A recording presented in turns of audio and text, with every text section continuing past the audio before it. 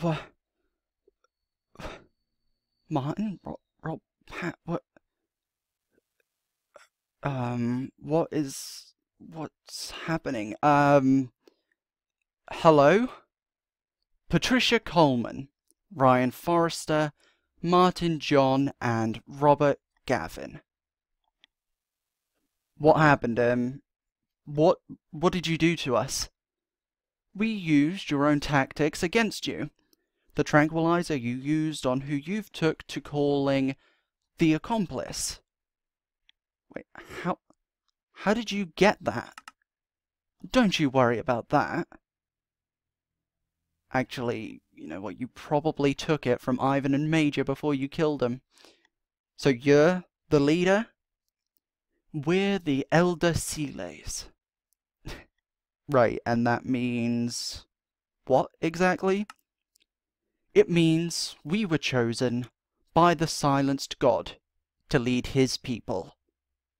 So, you are the leaders. We don't use that term. You do. It's good to finally put a face to your name. Yeah, well, here it is, all scarred and burnt for your viewing pleasure. Yes, you're a few burns away from looking like one of us. Yeah, no, I'd rather not look like one of you, no offense. We shall see. I've noticed your confidence. I'll admit that's strange considering we've killed 23 of your people. Yes, 23. Yet you took 24. Ah, yes. The ginger. Anthony Hudson. Yeah, where is he? Okay, what did you do to him? Patience, Ryan. You'll find out shortly. You're in our territory now. We have the lay of the land and the control. How about we properly introduce ourselves? But you actually have names? We have titles given to us by him. I am Elder Sealay Kara. To my right is Elder Sealay Vita. Then to my left is Elder Sealay Adra and Elder Sealay Dharma. Right. Of course, I don't know why I even expected anything normal. Does that mean anything in particular? Like, is that a different language, or... It's a spiritual name given to us by him. Yeah, I get that now.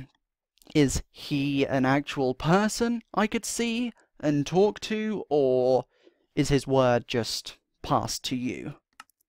He speaks to us directly. So, you go to him and he speaks to you? His voice comes to us. Of course it does. I can see that you're skeptical, and that's fine. It's our belief, not yours. We don't wish for you to join us. Then why... Hold on, why are we here then? I mean, why are our people dead, but we're not? Because, Ryan, you four are the messengers. So you need us alive, basically. Correct. But that doesn't mean we need all of you to be. See, this is a thing, we're a group package. Right? You kill one of us, you'll have to kill all of us. We'll see about that. Yeah, well, Anthony is also included in that deal. No. Anthony is included in something else. You are to tell your people of us, of what we've done. You are to give us all of your supplies and half of your people. Absolutely not. I mean, if you needed hostages or whatever you want people for, I mean, you wouldn't have killed 20 of them. You can have it your way. That was option 1, the easy option, where you get to keep your home. The second option is to go home to your new leaf and tell everyone of what we've done, just like I mentioned before. Only this time, you are all to leave your home and go off elsewhere, as far from your home as possible. Yeah, well, all I'm saying is there better be a third option. There is. You go home, once again, pass on your information, then we arrive. Kill most of you, take the rest and put them to work. Take everything you own and burn down your little home so that no one can reuse it.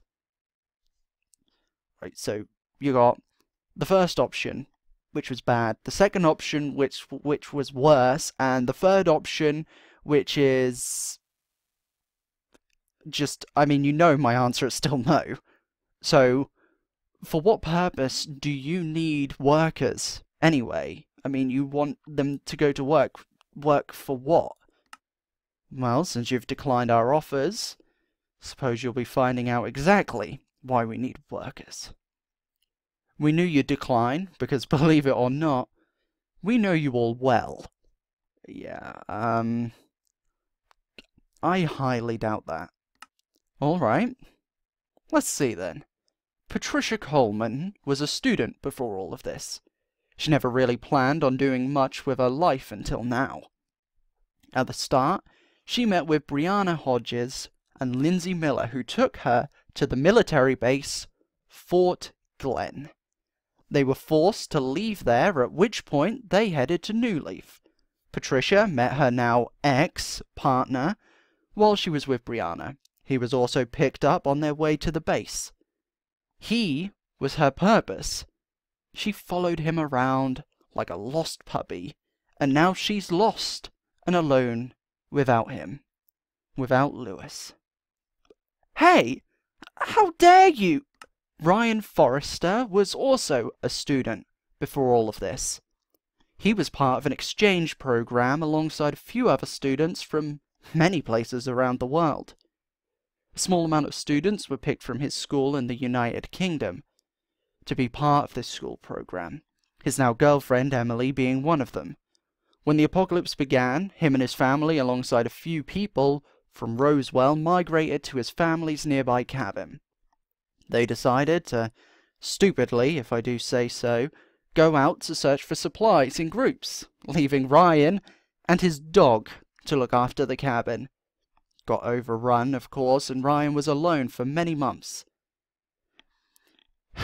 Lived on an island, lived on a farm. He's been around.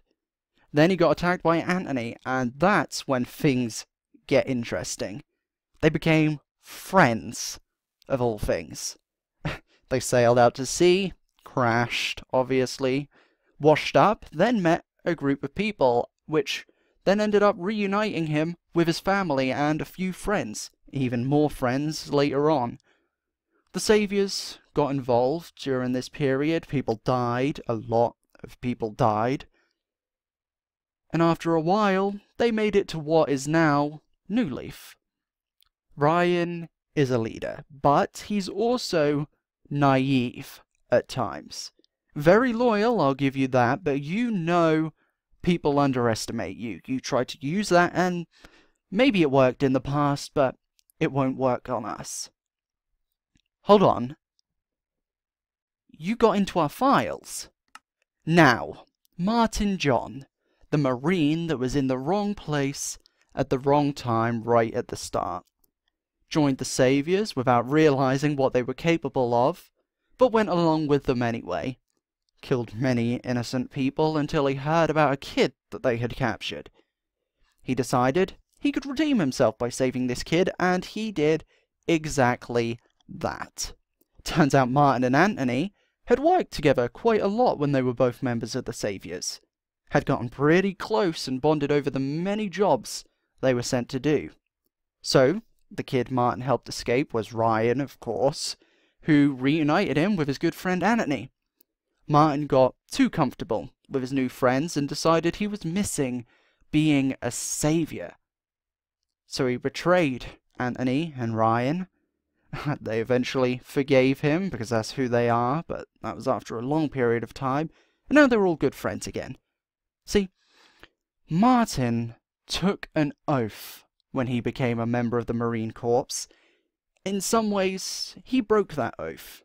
Maybe it was necessary, maybe it wasn't. Seems to me like he isn't too trustworthy at times. Definitely a little, if not a lot, hot-headed.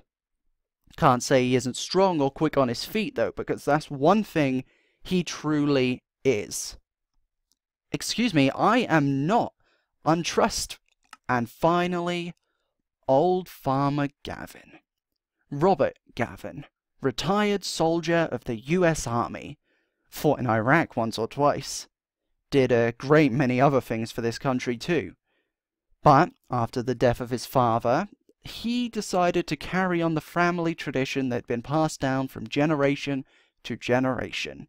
The family farm, Gavin's Ranch.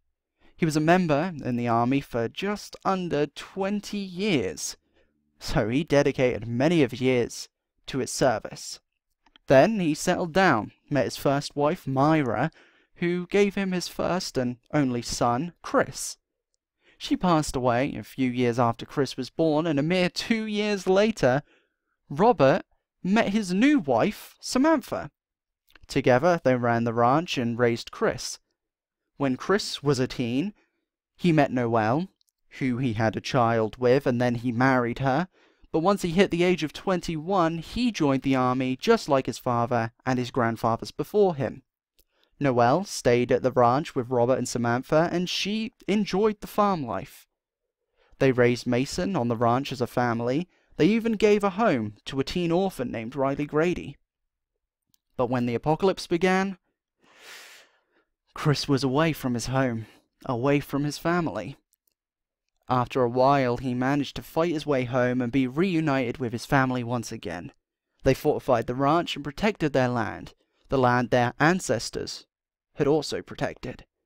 After much hardship, they are still there to this day. Sadly, the heir to their land, Mason, was taken from them. By us, of course. So, perhaps that will be the end of the Gavin bloodline. Don't you dare say his name! We know the names of everyone we took. There's reasons behind the capture of each of them, whether it be a small part or a big part of the plan. And the plan is to take us, kill us, or what else? Technically, that was correct. You either work for us or you die. There's no in between. Our purpose is to spread his word, to claim more territory and more followers for him. He wants the non-believers to be silenced, and you will deliver his message to your people. So, let me get this straight. You've read our personal files. Great. Doug probably got those for you. Was that meant to be blackmail, or am I missing something here? No. That was to show you that we know all about you, about all of you, everyone at your home, even your little girl, Ryan, although she isn't actually yours. Now, is she? Bring him out. What? Bring who out? I don't... Anthony. No! What are you doing here? We came to find you and the others. You should have stayed at New Leaf. You should be preparing. I had to find you. When I saw all the bodies, I was expecting the worst, but you're alive. When I didn't see your body, I didn't know if it was a good thing or a terrible thing. But I'm getting us out of here, okay? They kept us all in one hut like animals. They fed us out of troughs, made us live in our own pee and feces. I don't know how long I've been here, but I feel awful for everyone that was here for those days on end. They killed everyone. I know. I'm so sorry that you had to go through all of that. They even made us all write letters to our families and friends. At first, a few people thought that it was a nice gesture, but it wasn't. It's to rub the pain in even more, to make the people we care for realize what inhumane conditions we were kept in for our final moments is to tear you all up with our final goodbyes. But you didn't have to write one, right? I did. I explained what happened and how they made me watch them kill everyone else. There's multiple parts of the letter for everyone I care about. Make sure my wife is all right. Max, too. I know he's troubled and jealous, but he's a good boy. Don't give up on him. Please. Stop. Just stop talking like that. I need you to promise me, Ryan. Of course, I promise, but... And I also need you to promise me another thing. That no matter what they do to me, you won't break. You will stop them, and you will keep being you. Don't let them win. Promise me. I promise. You're becoming a good man, Ryan. You'll be a great father to Clara and any other children you might have. I said it before and I'll say it again. You're like a son to me. And I love you like one. Anthony, Thank you. I mean, you've gotten me through so much. You are my family. And you're mine. Martyn, I need you to protect my family too. Okay? Stop talking like you're about to die. You're not. But if I do, you will protect them for me. Right? You know I will. Good. Thank you, brother. Time's up. Silencer, you know what to do. Wait, what? No. Okay, wait, don't move. We can work something out, okay? You don't have to do this, okay? We can work a trade out or something. I don't know, but we can do anything. Just don't, please, don't do this.